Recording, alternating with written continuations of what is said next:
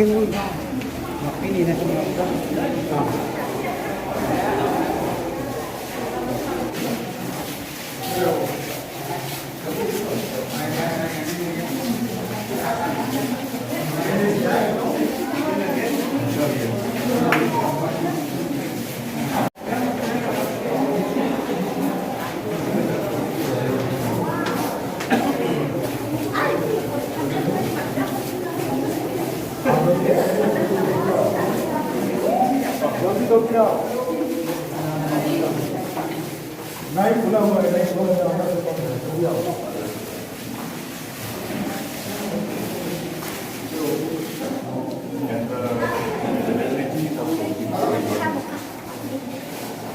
Dealing with the victims.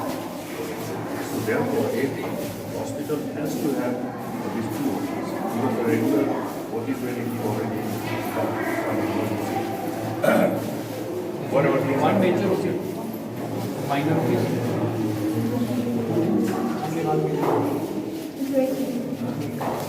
Now they were all safety and the national trauma center.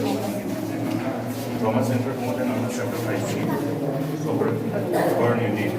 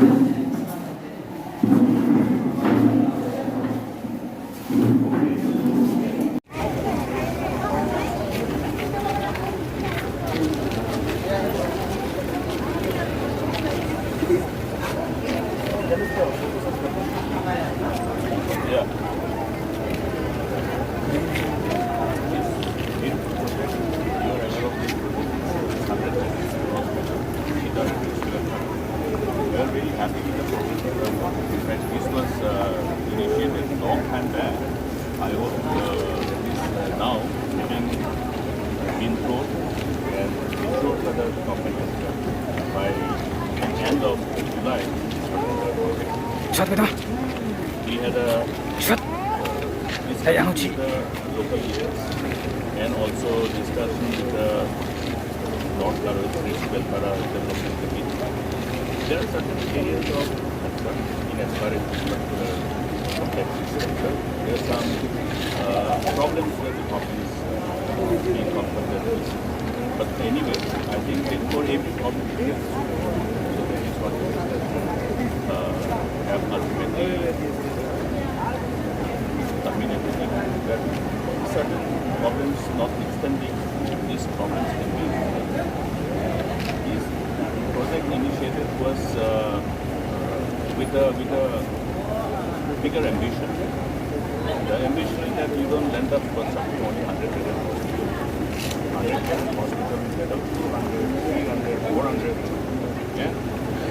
At the same time, this particular area has been chosen keeping in mind the requirement of larger area in as far as the parcel of land is concerned. So the parcel of land was donated by the clan of this particular, and the total area that we asked for was for 100 acres. 100 acres of land always sounds very big for a 100-bedded hospital. But the intent was that this particular hospital will not be 100-bedded. It obviously will have its other associated infrastructure coming up. It will have the maternity and child hospital. Also, the number of beds will increase, expansion of the hospital. Also, we have so the initial engagement with the leaders of this area, including the clan, aiming to donate this land. It is 100 acres, close to 100 acres. After survey, it has come to still less than 100, but it is completely gifted, donated, and appropriate it has been signed to ensure that this land ultimately is handed over to the third party. Now, why do we need 100 acres? Why do we need 100 acres? Because we have traffic. We must dream big. We must be ambitious. You are aware of the initiative of the Government of India based on the request of the state. The Government of India agreed to extend financial support for utilizing this kind of hospitals, district hospitals, state hospitals, so that attached to these government hospitals, there can be a medical college. That is what has happened with Jura Medical College. Jura Medical College was sanctioned by Government of India. By looking at this advantage of having the infrastructure which is already with the state government, how we leverage upon the existing hospitals as the teaching hospitals for the medical college. And based on that, this scheme has been initiated by Government of India. Now, this particular extension of support, financial assistance by Government of India for medical colleges, if you see for the other states also, whether it is in your Assam or neighboring states, how many medical colleges they have received, one after another. So we will not end up receiving this assistance only for Jura Government Medical College. This is the first, even at the beginning, when we received this sanction in the first phase, along with the other states, limited states, I think 20 districts were the districts which were included in the phase 1 of the meeting. We were assured that you come to Jura Government Medical College, come for the next 2-3. So that means you have to leverage upon this initiative of Government of India. Other states are doing so, we have to do. And precisely because of this provision which has been agreed upon by the Government of India, we have expected that after completion of these infrastructure and all, after Jura Medical College, we'll look for Nongpo, we'll look for Ripoy, we'll look for other districts, and we'll also look for North Garo. You look at the logistic, the advantage from the logistic perspective for Resubelpara. How far is it from the airport? And once the 4-laning is completed, it will be hardly 1.5 hours, right, from the airport. So this is logistical in a very advantageous, it's located very advantageously from the logistic perspective. And therefore, I have reasons to believe that after Jura Medical College and other medical colleges, here we will have another government medical college. I always subscribe and prescribe to the idea of shouldering the responsibility as government in as far as social sector is concerned. Social sector is not a sector where we can claim that as a government we have done enough. We have not done yet. We have not reached that point where we can say that now it's time for the private sector to come in. It is still in that stage where the investment must be solely by the government. Because whether you are a rich man or whether you are a poor man, everybody will have to go to hospital. Hospital is required for everyone. And like the education and other social sector where the government has to still continue to play the major role as the response, like assuming that this responsibility will always revolve around on the government's shoulders. Therefore, investing in social sector and obviously private sectors are playing their role. You have the private nursing, many private nursing there. But then even up to that stage, to allow our doctors to always look at the private sector, we have tried to dissuade our medical doctors, our government, rather doctors who have completed their studies for from the government quota. We have the government quota. Without government quota, maybe many of us will not become a doctor. Government quota continues to be there because this particular sector is a sector which cannot be afforded by the government. If any brilliant young man and woman from any family wants to become a doctor, is it possible for them to really look at the private sector, support their complete course of studies? It is one of the most expensive. You will have people who get but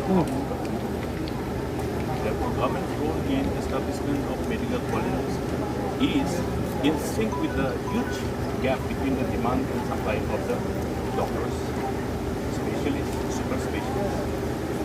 You have doctors, but you have not enough. And therefore, once a medical college comes up, you are not only looking at the demand of the undergraduate medical professionals, but you are also looking at the need to meet the huge gap between the demand and supply in respect to the specialists, super specialists. So therefore, we expect this particular hospital will ultimately bring the transformative changes to the world, not garbage. Okay, the government we are taking cost of between civil society and the government. Okay, the government is now claiming that there is no, that it never have been any opportunity. What's your take on it? You see, we have done an exhaustive due diligence in as far as the possibility of reaching out to the private sector is concerned in health sector. And when we have looked at all the possibilities, the pros and cons, the advantages and disadvantages, after exhaustive due diligence, we were all convinced during our time that it is not an area where we should look at private sector, to be partner of government. Because then it's like the opening a Pandora's box. I'm telling you, we have read that story of a camel.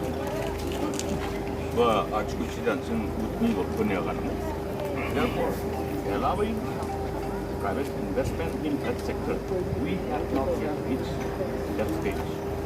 In as far as health sector is concerned, it is the responsibility of the government that all these gaps which is existing in the health sector for ensuring access to healthcare.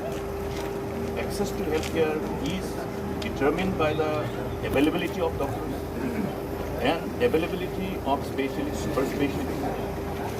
Therefore, you have to look at both access to treatment and also the access to health education. And that is precisely the reason why Government of India is giving that central